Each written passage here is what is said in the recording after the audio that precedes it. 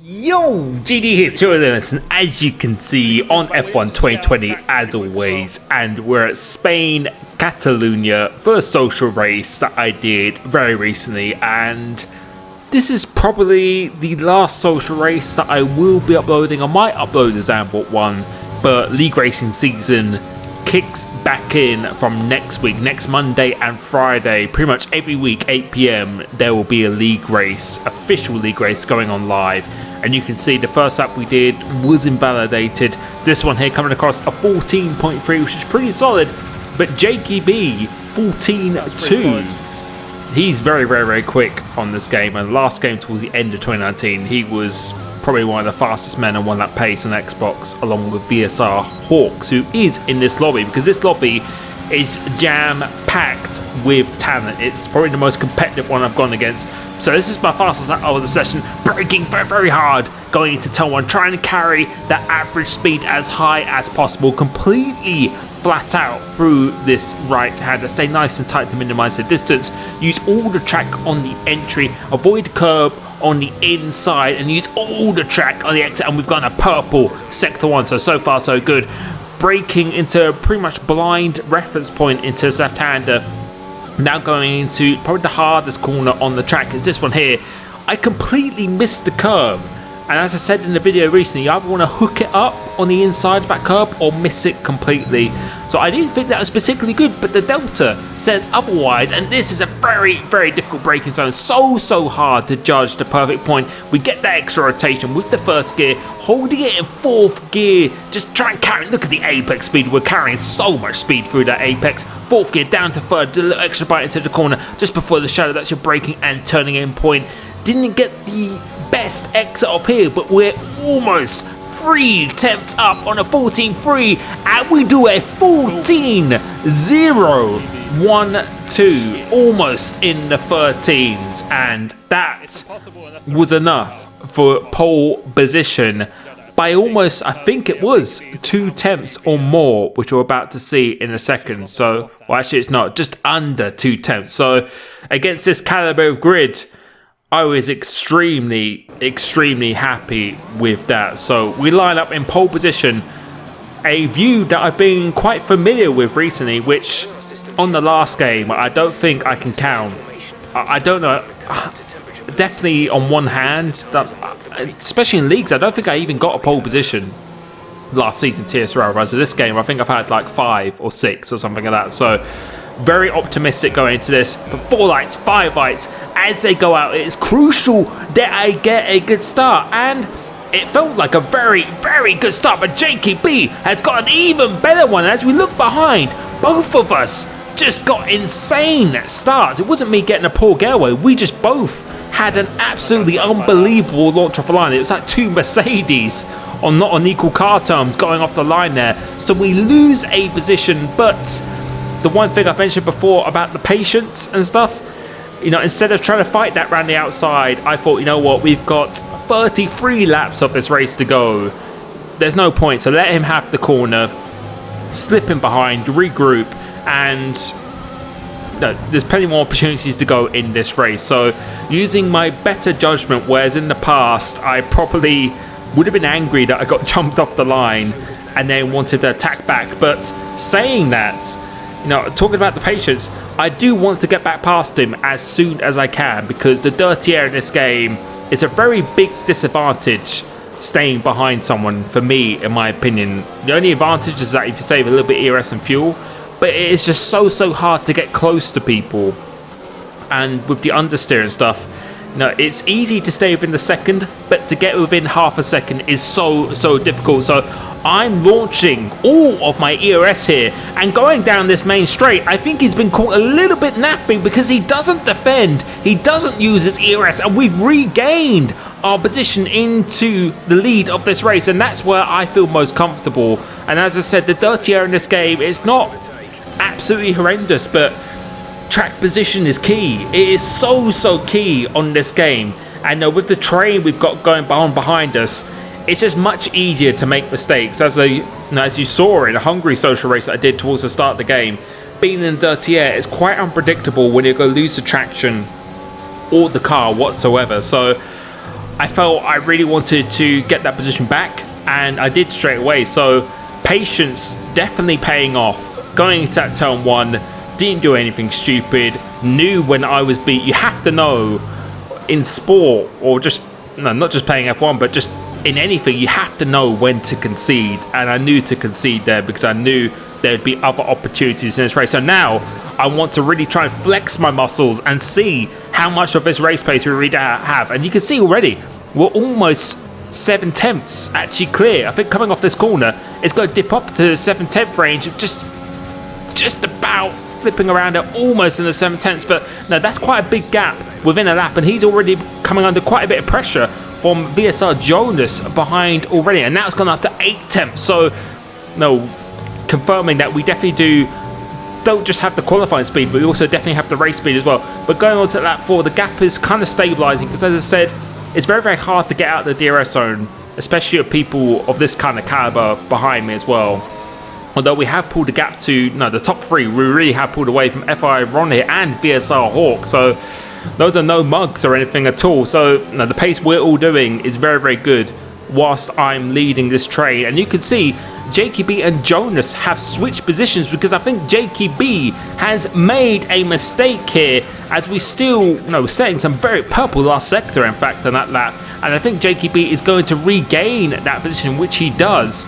And this has opened the door for me now. Talking about how hard it was to get up the DRS zone, this is now the perfect opportunity for me to actually do that. So skipping towards the end of lap 7, VSC Jonas, you see the Haas has gone into the pits now. So he's trying to go for the undercut, which I thought was quite ambitious because the soft to hard is quite difficult around here. It really is. And the mediums are just so slow in qualifying, really. You pretty much only really have this option if you want to have a competitive grid start. So we're going to respond to that, be proactive rather than reactive, and we're going to go into the pits and put on the hard tyre. Mediums cannot last towards the end of this race. There's no way that the mediums can last, because on this game you can get a puncture from like 60 or 70%. It's very susceptible to get a puncture. So in the Williams here, reason why I am in this car, as people keep asking me, is because I am using it in both of the leagues I'm participating in.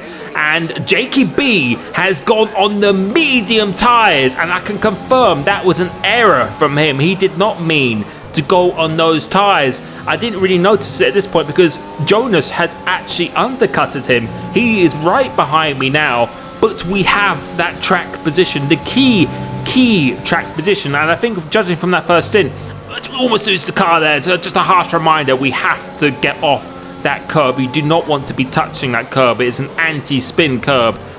But I think, judging from the first stint, as I was saying, we definitely have the pace. If we can get out the DRS zone, if we can just navigate through this traffic nicely, then I think we have an opportunity to just pull away on just raw pace. It seems like we have the qualifying speed and the race speed, which, going into this game, I've said it many, many times. In 2019, I had the race pace, I felt, but the qualifying pace just simply was not there. Maybe on some tracks, but going into this game, I was just so motivated to just really just step up a level in everything. My racecraft, race pace, qualifying pace.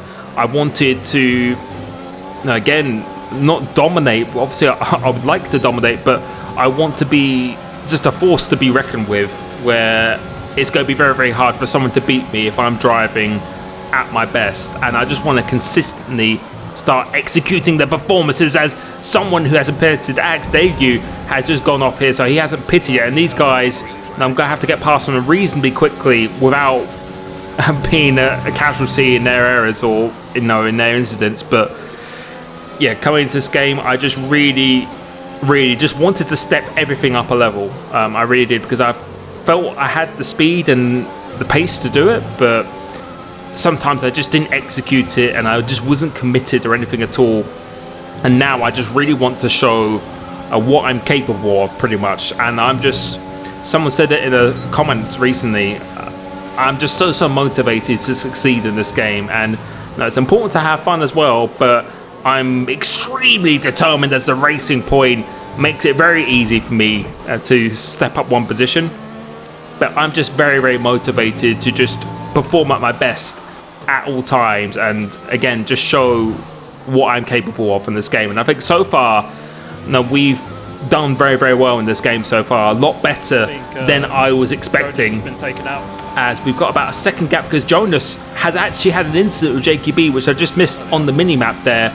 And he has lost a couple of positions. And now JKB is coming up behind me on the medium tyres, because at this stage of the race, the mediums are definitely going to be considerably faster than the hard tyre. But I wasn't really bothered about this at this stage, because the mediums, there's no way they can last the end of the race. Not 100% guaranteed that they cannot last to the end of the race. You really have to be pitting on lap 12, 13 for that to be possible, I think, in my opinion. So as long as I can if I can keep it behind me as long as I can, then the better it is, because the more this race goes on, the more the highs is coming into effect. And you could see, he's not really becoming that close to us or anything at the moment. So again, our pace is good compared to him, but I was still a little bit slightly disappointed, because at this stage of the race I was expecting myself to get into the 17s, and it's always very, very hard going on a soft to a two-step difference in compound.